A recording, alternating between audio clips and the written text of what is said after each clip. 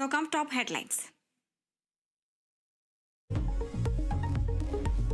മുണ്ടക്കൈ ചൂരൽമല ദുരന്തബാധിതരുടെ പുനരധിവാസ പദ്ധതിയുമായി സർക്കാരിന് മുന്നോട്ടു പോകാമെന്ന് ഹൈക്കോടതി. പദ്ധതിക്കായി എൽസ്റ്റൺ എസ്റ്റേറ്റ് ഭൂമി ഏറ്റെടുക്കാം.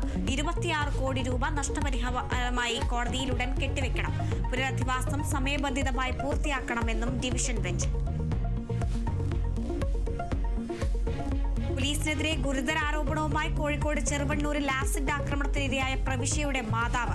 8 തവണ പരാതി നൽകിയിട്ടും പ്രശാന്തിനെതിരെ പോലീസ് ഒന്നും ചെയ്തില്ല. പോലീസ് നടപടി സ്വീകരിച്ചിരുന്നെങ്കിൽ മകൾക്ക് ഈ ഗതി വരില്ലായിരുന്നു. പ്രശാന്ത് പ്രവിശ്യയെ നിരന്തരം ഉപദ്രവിച്ചിരുന്നുവെന്നും മാതാവ് സ്മിത കേരള വിഷൻ ന്യൂസിനോട്.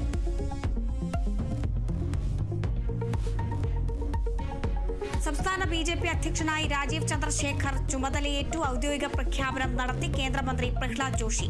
കേരളത്തിൽ BJP അധികാരത്തിലേക്ക് എത്തിക്കുകയാണ് ദൌത്യമെന്ന് രാജീവ് ചന്ദ്രശേഖർ. ദൈനംദിന പ്രവർത്തനത്തിന് സാധ്യമാകുന്ന നേതാവാണ് രാജീവെന്ന് K. സുരേന്ദ്രൻ. പത്മജ വേണുഗോപാലും PC ജോർജും അടക്കം 30 പേർ ദേശീയ കൌൺസിലേക്ക്.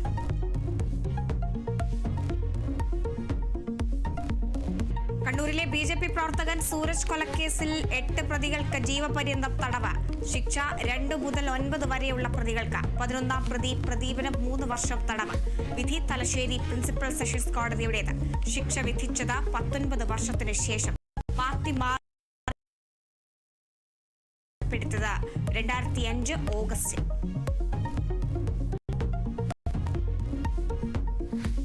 കൂട്ട ഉപവാസ സമരത്തിലേക്ക് കടന്ന ആശാപ്രവർത്തകർ. പിന്തുണയുമായി രാഷ്ട്രീയ സാമൂഹ്യ പ്രവർത്തകർ സമരപ്പന്തലിൽ. സെക്രട്ടേറിയറ്റിന് മുന്നിൽ ആശാപ്രവർത്തകർ നടത്തുന്ന രാപ്പകൽ സമരം 43ാം ദിവസം. ആശമാരുടെ ഉപവാസ സമരം 5ാം ദിവസത്തിലേക്ക്.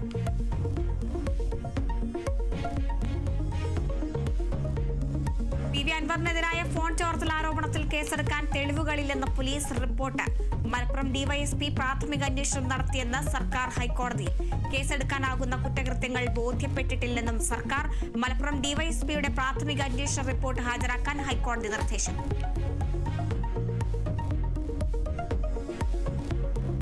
കൊച്ചി കടവന്ത്രയിൽ മദ്യലഹരിയിൽ കാർ ചേസിംഗ്. ഗോവൻ സ്വദേശിയായ യുവതിയെ ഇടിച്ചു തെറിപ്പിച്ചു. കാർ ഇടിപ്പിച്ചു തെറിപ്പിച്ചതിന്റെ CCTV ദൃശ്യങ്ങൾ പുറത്ത്.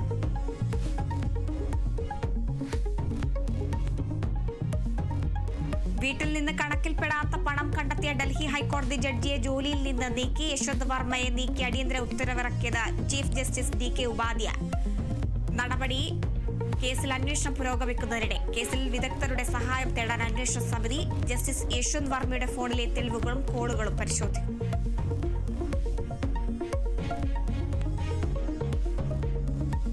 കോഴിക്കോട് മെഡിക്കൽ കോളേജ് ആശുപത്രിയിൽ ചികിത്സാ പിഴവിനെ തുടർന്ന് രോഗി മരിച്ച സംഭവം സഭയിൽ ഉന്നയിച്ചു പ്രതിപക്ഷം. PC വിശ്വനാഥ് MLA അടിയന്തര പ്രമേയ നോട്ടീസ് നൽകി. സംസ്ഥാനത്തെ മരുന്ന് ക്ഷാമം സഭ നിർത്തിവച്ച് ചർച്ച ചെയ്യണമെന്ന് ആവശ്യം. ആരോഗ്യ സംരക്ഷണത്തിൽ കേരളം മാതൃകയെന്ന MP രാജേഷ്. കേരളത്തിലെ ആശുപത്രികളിൽ മരുന്ന് ക്ഷാമമില്ലെന്നും മറുപടി.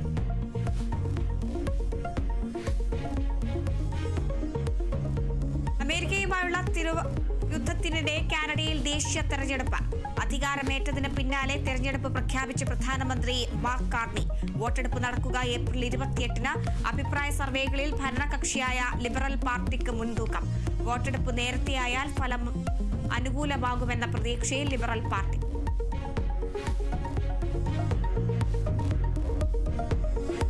റഷ്യ യുക്രൈൻ യുദ്ധം അവസാനിപ്പിക്കാനുള്ള 3ാം ഘട്ട ചർച്ചകൾക്കൊരുങ്ങി സൗദി. ചർച്ച ഇരു രാജ്യങ്ങളും താൽക്കാലികമായി വെടിനിർത്തലിന് ഭാഗികമായി സമ്മതിച്ച സാഹചര്യത്തിൽ മുന്നോട്ട് വച്ചത് 30 ദിവസത്തെ താൽക്കാലിക വെടിനിർത്തൽ. യുദ്ധം അവസാനിപ്പിക്കാനും ലോകരാജ്യങ്ങൾ റഷ്യക്ക് മേൽ സമ്മർദ്ദം ചെലുത്തണമെന്നും യുക്രൈൻ പ്രസിഡന്റ്.